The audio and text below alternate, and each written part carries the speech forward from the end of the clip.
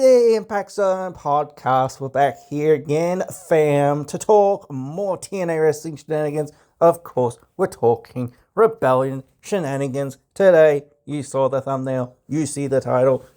We have our main event of the evening announced.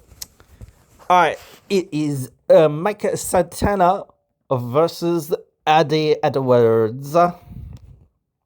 I tried to do the Santino Morello. But yeah, whatever. It is Eddie versus Santana. So, one of the first things that comes to mind when I'm looking at this is also saying what we were just seeing at Sacrifice. So, especially with, like, Eddie, like, we know that Moose has unfinished business with Eddie. There's this thing going around with Nick Nemeth, and I think that somebody said that he might be doing other dates or something for a little while, so they decided to write him off TV. Dude, the heck. This is the sort of thing where, like, maybe it's a storyline to like suspend some disbelief and hope that people are like but like sort of believe that he's not going to be there and then he's there sort of thing. You know what I mean? I don't know. But yeah, so I was thinking, is Moose going to appear? Is Nick Nemeth going to appear to call his shot? I don't know. And of course, you know, Macklin still has unfinished business, at least in my opinion, with Santana. And I want to see those two, you know, go back at it again because I want to see the finish of that match. I think everyone wants to see a finish to that match and that story at some point. When that does become a little bit harder, because I said before, it really did feel like this is one of the biggest things that you're doing, especially in the men's division. It has the most layers. It has the most story there. I still think that there is super intrigue in it. And like, I definitely want to see it, but I do feel like it has to be at a bigger show than just whatever the next random show is going to be. You know what I mean? So, yeah. So there's so many other elements to this, but I especially with the last show, I do feel like they are thinking, dude, like, we've got to have a clean finish, or at least hopefully I think that they'll be thinking we've got to have some sort of clean finish. 1, 2, 3 in the middle of the ring. I've said with a lot of the other stuff that's kind of going on this card, like, you started to set this thing up with saying, hey, you know, it's going to be the night of the system or whatever, and you know, like, there's that idea of saying, let's continue that here in the main event. Like, let's just have all the system members win belts. I said this before with, like, the tag team titles mainly, I think. Where I said, like, the system could win those titles. And, like, then they could hold them for a little while or whatever. My thing would be to say that, again, like, they wouldn't be the main antagonists or the main storyline that was going on. So usually when you have somebody that's not the main storyline going on and holding a title, it's just like the inevitability of saying, well, you're going to lose those belts or something soon because, you know, like, yeah, you're not the main story and you want to focus on the main story, at least in my opinion. that people are interested in.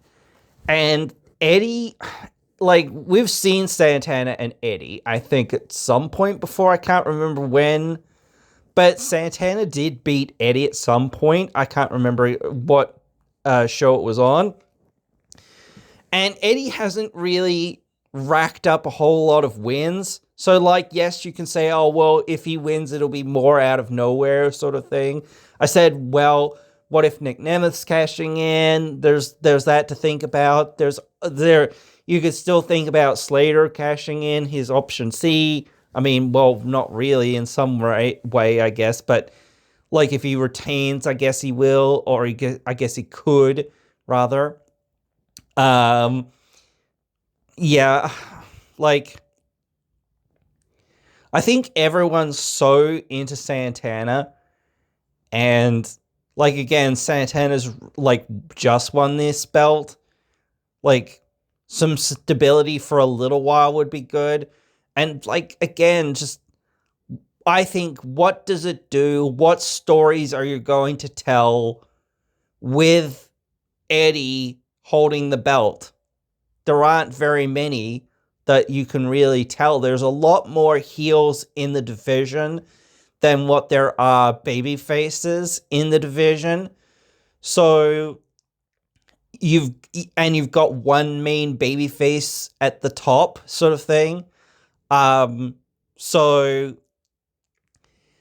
I feel like there are so many other stories that you could tell with Santana, with a lot of the people that he's kind of already faced. It's to some degree.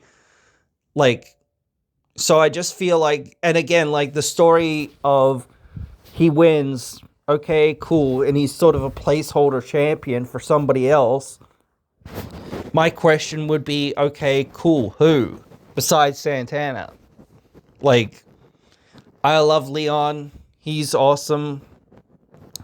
But I don't think he's, like, quite ready to be, like, the main event player. You know. And I don't know, dude. Like I said, there's not that many big baby faces. Like, Macklin's just, like, fairly recently turned heel. You're not gonna friggin', turn him back babyface, like, realistically. A bunch of the other, like, baby faces are in the mid card. Let's see if I can think of anyone else. No. I mean, if Chris Bay was, like, there, he'd be probably in the mid card, I think, even considering so. So I don't know. Elijah's probably the only other one, I would say, that's on this roster that's sort of a big baby face that could be in that semi-main event spot.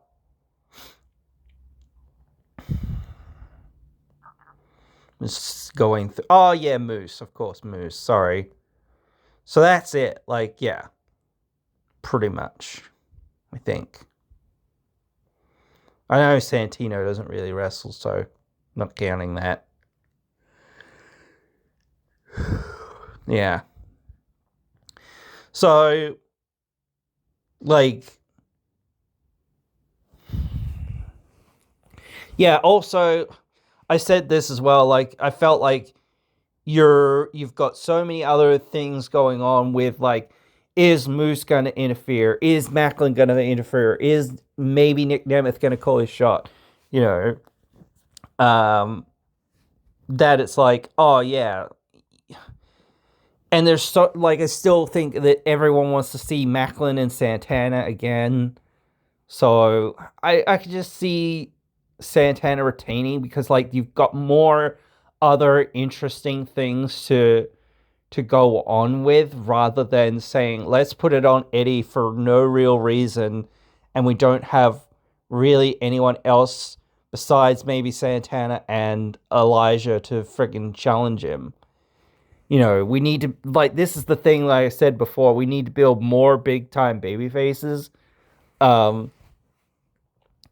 And even a few of the people that are on the roster, I don't think like many of them could fit into that role very easily. So yeah, I just don't know. Plus, again, like even if some of those people fit into that role, it's like yeah, but you're not going to be like Eric Young or Kazarian maybe. You're not going to fit into that role of being the champion. You're just gonna be the upper card baby faces that are there to win sometimes, but lose to the people that are actually going to challenge for the world championship and things like that. So yeah, but yeah, guys, I think that's my thoughts on this. I just can't see that you're gonna pass up more like all these other storylines that you can do with Santana and whatnot, especially without having other like things going on. It's like, yeah, we don't have another real big baby face, and like for the most part, at least, like so, yeah, we need to settle things down for a little while with Santana. Because, like, even if we take the belt off of him, we're probably just putting the belt back on him in a few months' time. Like, that's cool and that's fine, but we've done that a couple of times before now, so it's like, let's not do that for a while. Let's just keep the ship going and like hopefully like somebody will break out or whatever. Eventually we'll have to take it off of him, but you know, that's eventually. Though I do feel like I said this before, where I said, like, you want something big at Slammiversary and at Bound for Glory. And that, every time I feel like when you're coming to those shows, you've got to try to crown a new big time babyface at those shows. In some ways, you've got to have a big title win at one of those shows. And I said they could bring back the Bound for Glory series. That would be cool because that would give you, a reason to kind of get behind somebody more and push somebody more into that semi-main event or main event sort of picture, even just slightly, even if you're just thinking, yeah, Leon's probably not going to become champion, but at least it's like, oh, well, yeah, like now you're starting to see him in a different light, or now you're starting to see like, man, maybe he could become champion soon, and that sort of thing. So, but yeah, I don't know. Like, there's so many things, and again, maybe like they'll bring in somebody like for the Call Your Shot Gauntlet. They do that sometimes. But thing is, with the Call Your Shot Gauntlet and like Feast or Fired, they work so much better on a heel than a babyface. Yeah, and I think this whole like, again, calling your shot in advance sort of thing, like that works way better on a babyface sort of thing, because like people like the surprise of these things. But yeah, at least like as well with like, as I've said before, I think like saying this is like just like you're the number one contender and you're eventually going to get a title shot. Maybe, I don't know. Not at any time, because obviously, like, if you're going to just do it this way of saying, oh, that, it's been invoked now, for this show, yeah, it's like, well, that's great in some ways, because at least like then we have the thing that I've been complaining about for a few of these shows, where it's like, oh man, you haven't really like announced anything, and that's why ticket sales are slow. People don't know what they're buying into. People need to know what they're buying into when they're buying a pay-per-view, not a random TV, because the random TV is just a lot cheaper than your pay-per-views or whatever. So people need to know, hey, this is what's going on, this is what's going down, not just, oh, they'll be here. Because like again, the TVs are going to be a lot smaller and a lot cheaper for the most part. But yeah, no, that is, I think, I don't think we've really looked at the ticket sales for the arena. So let's have a quick look at the ticket sales for the arena. Since we're here, let's have a look.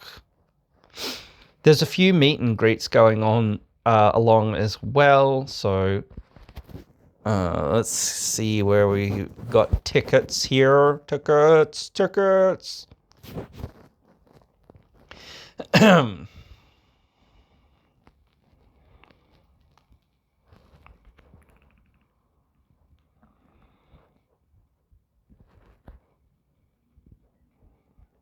Wow. Most of the ringside seats are sold, looks like. They have opened a heck of a lot of seats. This is a big ass arena for them. This is a huge arena, bro. I can't count how many tickets there are, and I don't know how many they've technically opened. They should gray out the ones they haven't, honestly. But yeah, like, looks like they've sold actually quite a few tickets for this thing. Looks like at least all the fairly ringside seats are sold. Even some of the, like, hard cam adjacent seats are fairly sold, and the main, like, lane seats are sold. So that's pretty cool. Actually, I might look to see if I can see what WrestleTix has to say, because they're usually got pretty good details on these sorts of things. Let's see.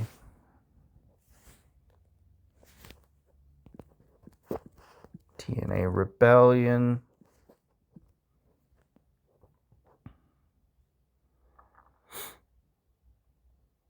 Oh no, man. They have looked like they have sold a heck of a lot of seats from where they were from like last week. Well, this is last week, isn't it? February 27th. Oh, that's a couple of weeks ago. Actually, wait, hang on. This is one of these is for Syracuse, New York, on April 14th and 15th, and the other one is for the Rebellion show. This one must be for the Rebellion show here. So they actually have opened up a fair few seats, I think, for this as well. It looked like they've definitely... Is this... Oh, this is... I want latest. Sorry. That's why I'm getting confused. Okay. So, number of seats on the map is 13,443. So that's crazy. That's why I'm saying this is a huge freaking arena, dude. Available tickets is 2,963 at last count, I think. No, that was like a couple of weeks ago. Let's see. Is this... Oh, okay, so it's behind their Patreon wall, I think. It says join for free. No. You have to sign up. Current setup 4,619. So they've definitely sold way more tickets than 2,000, because this is old. Looks like they've sold like probably another like 2,000, 1,000 to 2,000, 1,000 to 1,500 tickets, something in there. So that's pretty cool. I mean, like, they'll definitely get their 4,000 to 5,000 set up, I think, on the day, just based on like me looking at like where your ticket sales are at right now. We've still got a couple of weeks. Where are we? Like, days until this is a couple of weeks ago. No, so yeah. Standard admission base price for tickets is $53.85. So fairly cheap tickets. I'm pretty sure you can get comp tickets as well. So yeah, we've got some movement on these. Let's see, what's this about? Oh, okay, I think that was last year. Yeah. But yeah. So where is it here? No. No. It doesn't actually say the number there, so that's a little annoying. But whatever. Yeah, it does say that we're doing pretty well, so it is good. We want to be doing good. Yeah. Your boy wants to see them do good numbers. But yeah, so that is the ticket information or the ticket update for now, at least from what I can see. Like, again, they haven't really updated in a little while. They probably need to update soon. They probably will update soon. So, but yeah, and by that time they'll be pretty close to show day, I'm assuming. So yeah. But anyway, guys, that is pretty much all I've got for this one here today. So yeah, hope you've enjoyed this one. Hope you're all going to be good to one another, and don't fall into the rabbit holes. Be safe out there, and hope you'll join me again in another one.